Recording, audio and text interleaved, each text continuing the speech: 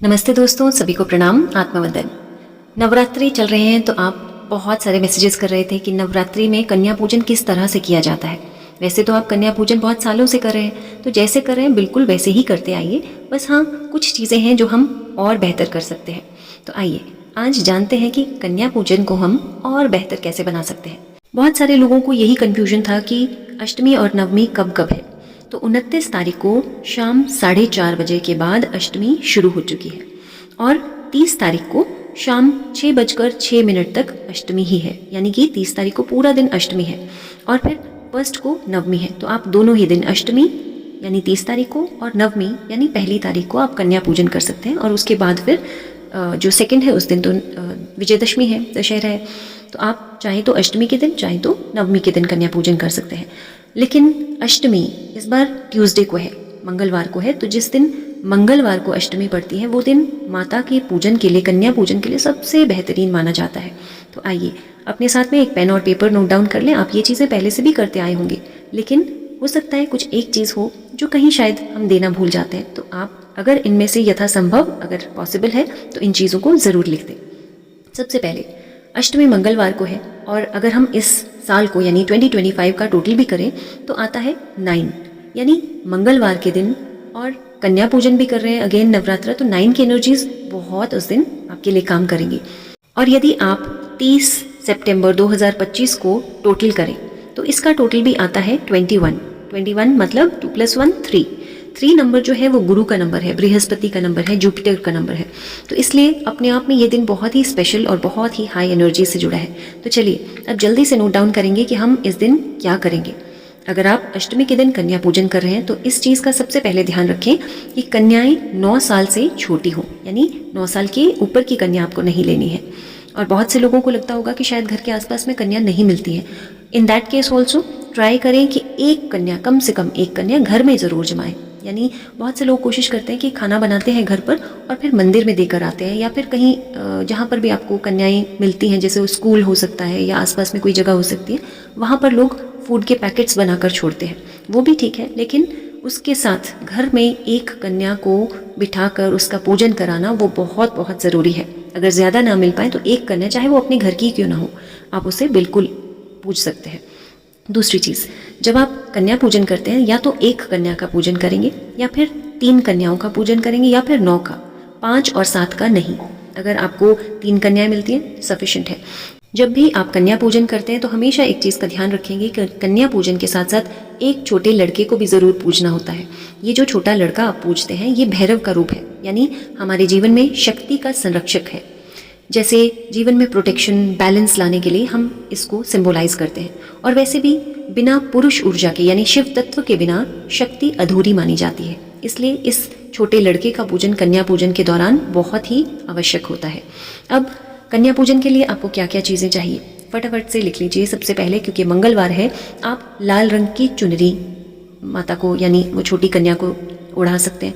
लेकिन आप में से बहुत से लोगों ने देखा होगा कि छोटी चुनरी जो हम बच्चों को देते हैं वो बाद में यूज़ नहीं होती है। तो अगर आपको लगता है कि वो यूज़ नहीं होती और आप कुछ ऐसी चीज़ देना चाहते हैं जो कि यूज़ हो, तो आप एक छोटा रेड कलर का हैंकी दे सकते हैं जो बच्चे यूज़ भी कर सकें।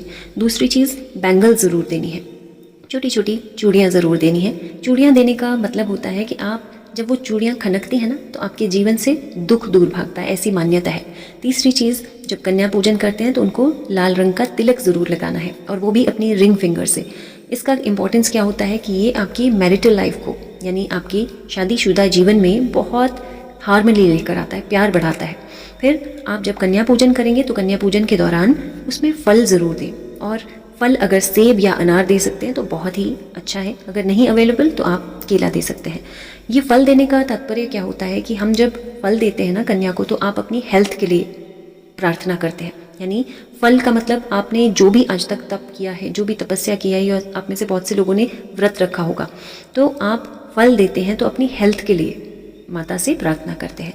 फिर दक्षिणा आप ज़रूर देते होंगे, जब भी कन्या खाना खाती हैं उनको दक्षिणा ज़रूर देनी है। दक्षिणा में आप चाहे तो 11 रुपीज़ दे सकते हैं, 21 दे सकते हैं, 51, 101, इस तरह से, यानी ₹1 का सिक्का साथ में ज़रूर देना है। ये आपके जीवन में फाइनेंशियल अबंडेंस लेकर आता है। यानी आप जब माता को ये पैसे अर्पण करते हैं, दक्षिणा अर्पण करते हैं, तो आप अपने जीवन में फाइनेंशियल अबंडेंस को लेकर आते हैं। फिर हलवा पूड़ी तो आप बनाते ही होंगे, अगर गुड़ से बनी कोई चीज़ बना सकते हैं, साथ में चने बना सकते हैं, तो ये क्योंकि हलवा पूड़ी और चने ये माता का फेवरेट फूड है, तो आप जब इस तरह का भोजन कन्या को खिलाते हैं तो आप अपने जीवन में अबंडेंस लेकर आते हैं। अबंडेंस आपके जीवन में हर चीज़ की, जब माता खाकर तृप्त होती है ना, आपने देखा होगा जब छोटी कन्या आपके घर पर खाना खाती है बड़ी तसल्ली से बैठकर, तो आपको अंदर ही अंदर बहुत संतुष्टि का भाव होता है। यही संतुष्टि का भाव आपके जीवन में आता है अगर आप अपने घर पर ये हलवा पूड़ी और चने माता को खिलाते हैं, या फिर गुड़ से बनी कोई चीज़ खिला सकते हैं। अब आप में से हो सकता है कुछ लोग ऐसे भी हैं जो कहीं बाहर रह रहे हैं, आपके लिए पॉसिबल नहीं है कि खाना खिला पाएँ, तो आप फल खिला सकते हैं या फिर गुड़ से बना कोई चीज़, गुड़ चना खिला सकते हैं। अगर पॉसिबल नहीं है, वैसे तो बेटर यही रहता है कि आप घर पर कुछ बनाकर खिलाएं। अगली चीज़ लिख लीजिए, स्टेशनरी ज़रूर देनी है, चाहे एक पेन खरीद कर दे दें, कोई नोटबुक खरीद कर दे दें, जो भी आपके लिए पॉसिबल है आप वो ज़रूर दें बच्चों को, क्योंकि जब बच्चे उस चीज़ से लिखते हैं ना, तो आपके जीवन में पढ़ाई से संबंधित, ज्ञान से संबंधित यदि कोई भी बाधा आ रही हो, कोई रुकावट आ रही हो, तो वो दूर होती है।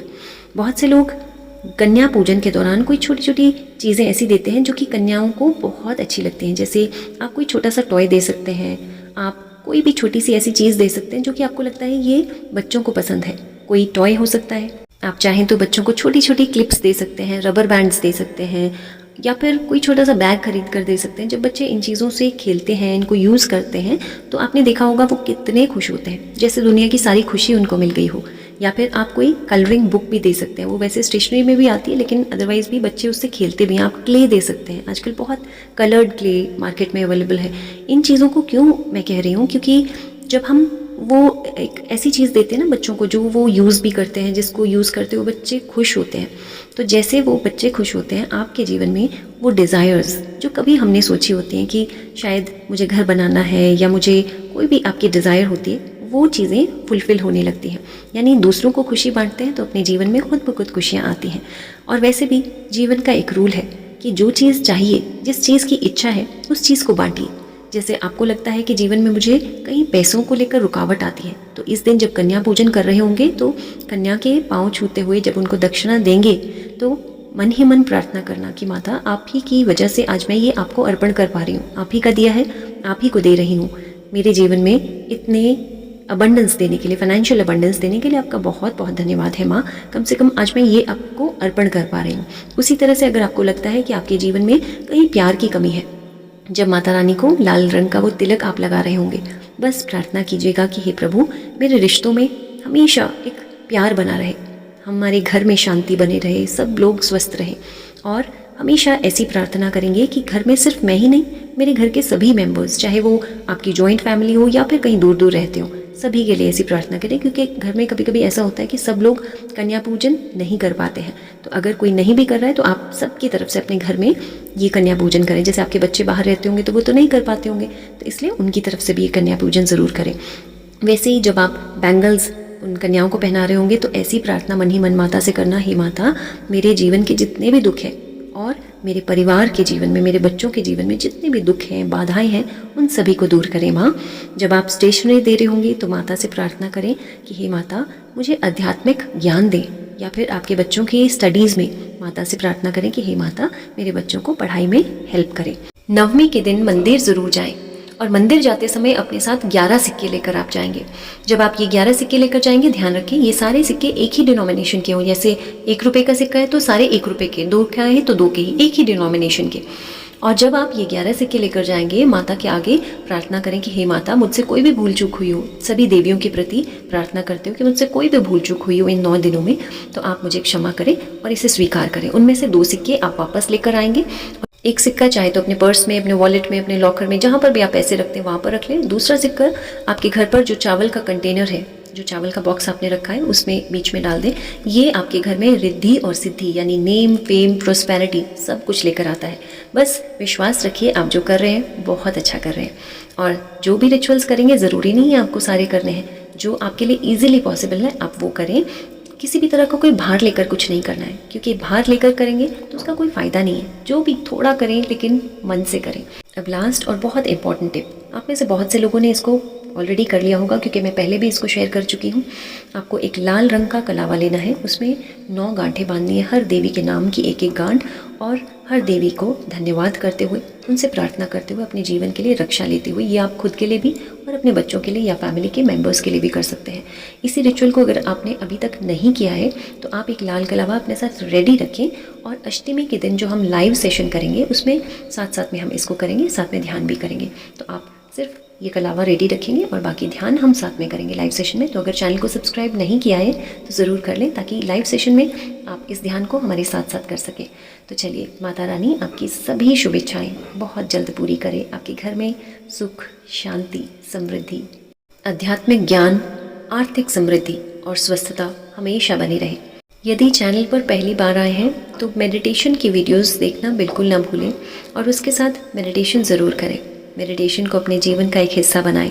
और यदि चैनल के साथ पहले से जुड़े हैं और आपको लगता है कि किसी को ध्यान की ज़रूरत है तो शायद आपकी ये छोटी सी शेयरिंग किसी के जीवन में एक बहुत बड़ा बदलाव लेकर आ सके। आपका बहुत बहुत धन्यवाद।